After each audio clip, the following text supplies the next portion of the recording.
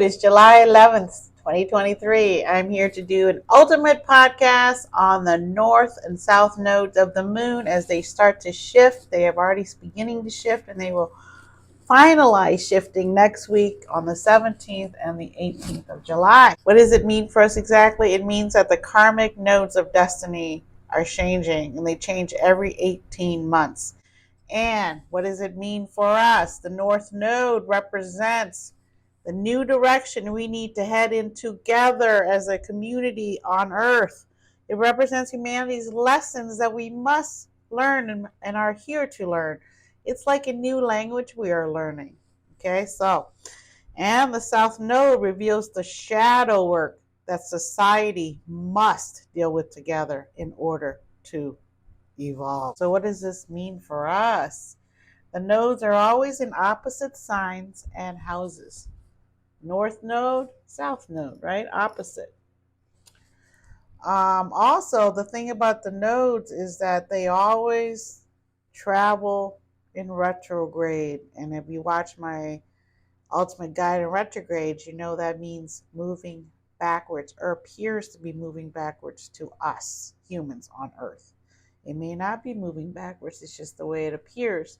And that's the way it always has been and always will be. So the North Node was in Taurus, or still is in Taurus for a couple more days. And then it's going to shift backwards into Aries, the sign that comes before Taurus. So after Aries, it will go into Pisces, and then Aquarius, and then Capricorn, so on and so on. It doesn't go the traditional way of astrology, like the sun right now is in Cancer. The sun will move forward into Leo, then Virgo. Whereas the moon, if the moon was in Cancer, we're moving back to Gemini. So we have gone through Gemini, Taurus, and now we're heading into Aries for 18 months, starting July 17th and being pretty much done by July 18th. The lunar nodes are always opposite, and they move every 18 months. And their full cycle through all 12 zodiac signs takes about 18 and a half years, which means similar lessons may repeat every 2 decades. So, the lunar node cycle. So we began this year with the North Node in Taurus and the South Node in Scorpio. And now we're shifting to the Aries Libra nodal axis, right? So in Taurus, the North Node, we were emphasizing soul searching. And then in Scorpio, we were emphasizing labor market, economy, and reproductive rights, which we know have really been on the front lines, front pages. So as we head into, or backwards into Aries, we're going to be called to have more get up and go by ourselves, not with other people so much, more about what we want, what we need. And then the Libra South axis knows it is about cooperation and partnership.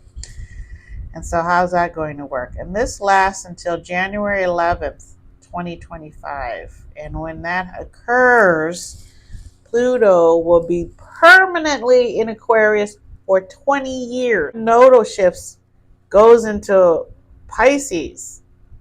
Pluto will be in Aquarius, neighbors of Pisces. And Pisces will still, I believe, be hosting Saturn and Neptune for maybe a little bit more, another year or so. So things are going to get shaken up. It says here, Taurus, while we were in the Taurus Scorpio node, Taurus traffics in the physical world, while mystical Scorpio lives in the metaphysical realm. One might argue that our collective grasp on the truth was more slippery than ever during this Taurus Scorpio axis node. And yet our material world matters like public health, money, And natural resources like food, water, and shelter remain in dire need of attention. The North Node is like a beacon pointing us toward the next collective evolution. Its tour through rooted Taurus was nothing short of unmooring.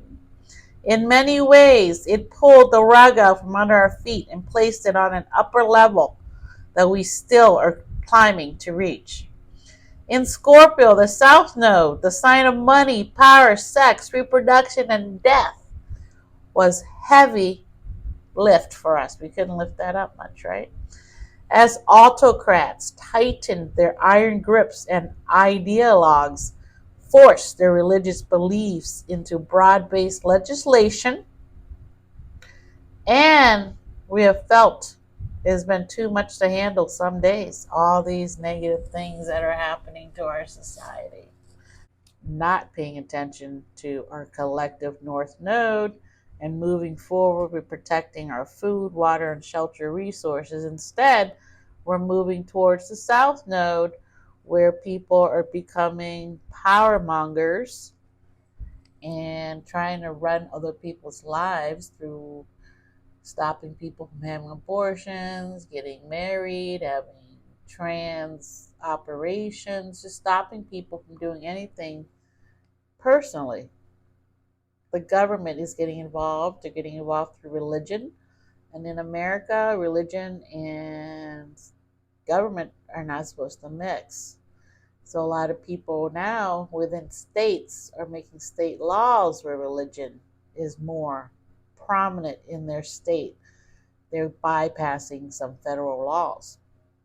And with the Supreme Court placed by the last president are mostly conservatives, and they've also been found to be doing a lot of scorpion, underhanded things, and it's all coming out. And as Pluto's moved back into Capricorn, these people will be checked that are in institutions. I do believe that the Supreme Court justice do not have a right to be there their whole lives. I just don't think that's the right thing. That needs to be amended in the Constitution of the United States. And also, I think they should make it a amendment in the Constitution that the president needs to be a lawyer of some sort, not a businessman who has his own interests.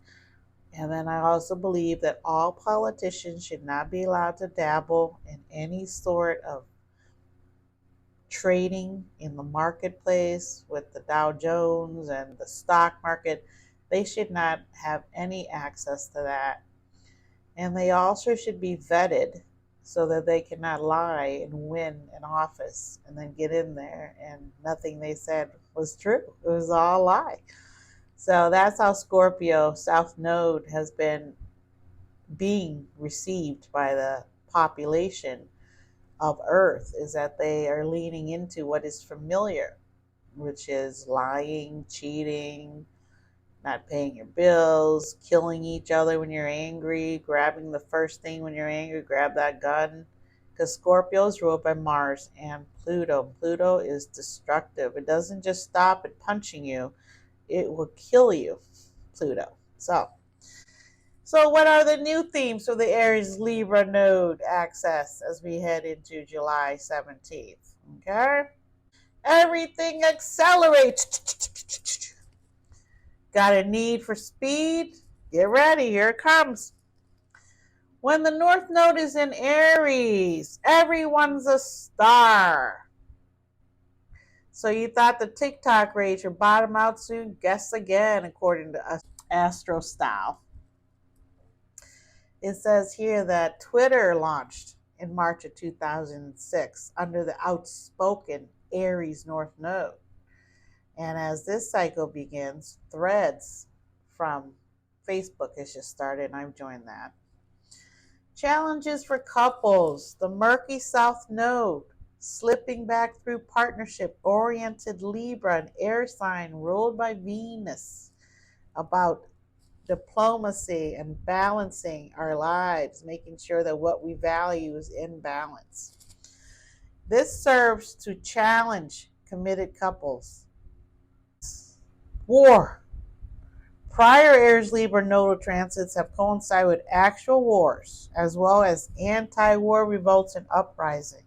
Before this has ever begun, global powers, like right now, are already breaking and forming alliances in deeply fracturing ways. So one of the big things happening now is the NATO summit, and they have accepted Finland and Sweden in because Finland is right on the border of Russia, same as Ukraine. We can't let Ukraine in yet, according to NATO, because they are in war with Russia.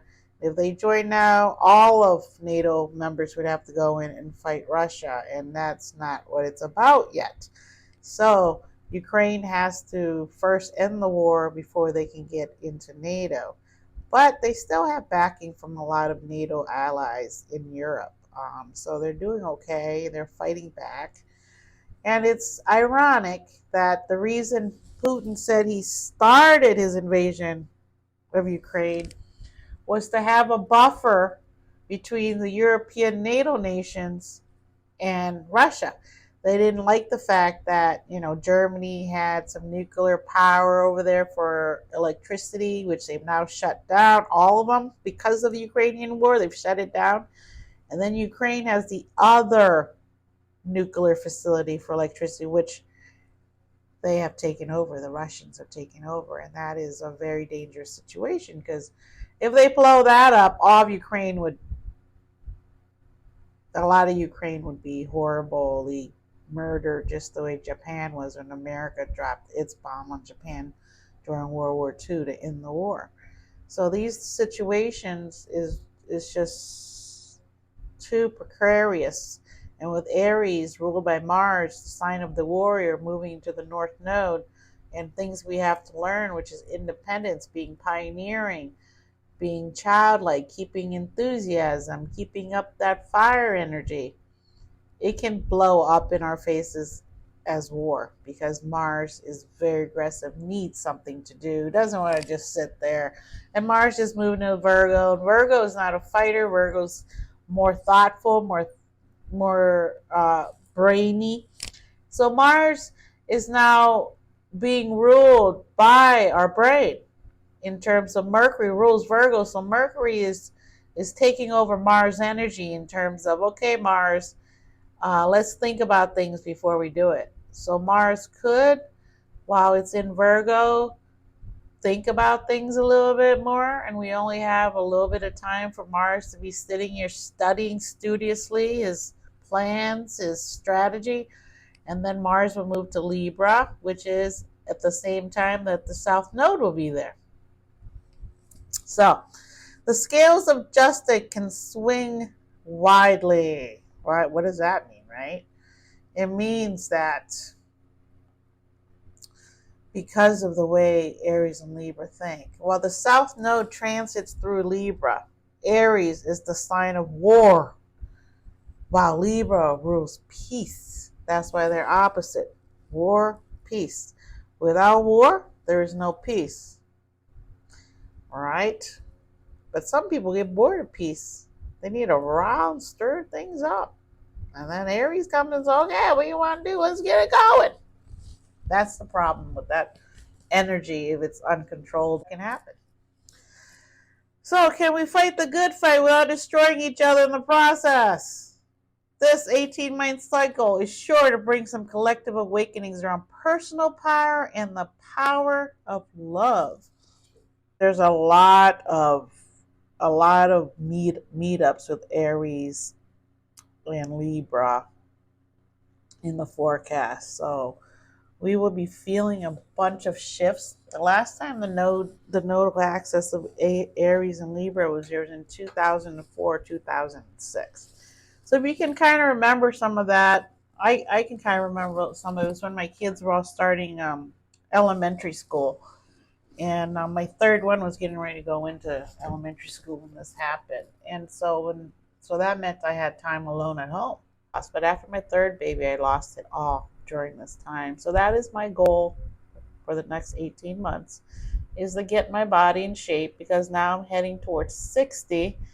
And really, you want to be in great shape when you're 60. Okay, so that's something else we got to think about, is Mars energy. And the big deal really about this nodal axis changing every 18 months is that collectively we all get to come together and focus on something, that the universe wants us to as occupants of Earth, right? But the thing that's happening now is that because of the way things happened with the nodal axis turning always is that Taurus is ruled by Venus and Scorpio is ruled by Mars and Pluto. So Venus was ruling our collective future, and Mars and Pluto was trying to push down these things and let them go and release, because we've already been there, done that. We've already had autocrats running us for a long time. We've already had the monarchy. We've already had big business and big pharma, all of them just running all these things all the time. So we were supposed to try to get rid of that. And a bunch of us were trying to get rid of that. Because Pluto is a powerful planet. As you can see, as it slipped back into Capricorn, boom, bridges breaking, boom, fires, boom, houses falling into canyons in California, boom, where's that structure? You can't stop it. It's nature. You can't stop nature. Try as you might, putting up a dam, putting concrete down into the earth, doing all these things you're trying to do. It's just going to rebound because Earth is organic. It can cleanse itself, and it will, with or without humans, as we've already known has existed for a long time. We could be the next extinction. Okay, so that's why we should really be listening to the nodal axis. Now, what does Aries give us with Mars up here? As you heard, wars have started here, and we're already a war going on. So with Aries up here over 18 months, and the Taurus North Node wasn't getting loved. There wasn't hardly anybody talking about global warming as a real fact. They wanted to deny it. They were leaning into their Scorpio thing of, oh, that's a lie. That's not true. And all of that came out from the Scorpio South Node as people lean into what was familiar, which is being bullies, which is putting women down, which is hurting anyone who's not normal to them. And then they got people into the Supreme Court to hold on to these ideologies, and now they're in there instead of going up here and saving the earth, doing more things to save the earth, to save us, to save humanity, to save people. Instead, war happened. People are under war. There's all kinds of climate change happening, and people are trying to leave where they are because they can't survive there any longer. So instead of all that occurring, it did not. People fought it. People yelled, screamed, tried to change things that they could not change, but they thought they could change. You can't change that. And so now, with that Taurus North Node going to Aries and the South Node going to Libra, we have a switcherooski here. We have Venus, who used to rule here with Taurus, moving to the South Node with Libra. Okay, Taurus is an earth fixed sign. Libra is also ruled by Venus, is an air cardinal sign. Air cardinal. It leads our thoughts in diplomacy, in peace, in love, and empathy. But it's an air sign, so it's a little detached. Okay? Which is what you need when you're dealing with emotions and the law and people. You need to be empathetic, but you need to be detached, right? You're just going to pick yourself up and do it again. And that's Aries, the North Node. And now Mars is up here. Mars rules Scorpio, and it used to rule Aries and Scorpio before Pluto was discovered.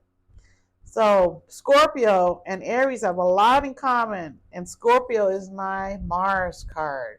So my Mars, when I was born, was in Scorpio. So I'm ruled by Mars and Pluto in my energy that I put out into the world. We are challenged to be more confident in ourselves and take a leap of faith, because this is where the sun's exalted. And I love Aries because this is why.